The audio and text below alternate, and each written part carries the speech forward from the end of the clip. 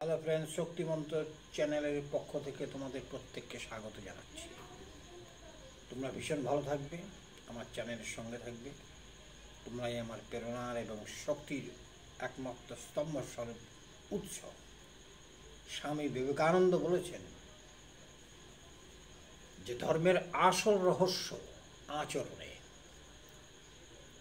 সৎ হওয়া, সৎ কাজ করা, অর্থাৎ আদর্শ স্বরূপ হয়ে যাওয়া, এর মধ্যেই পৃথিবীর সমস্ত ধর্মের বীজ নিহিত।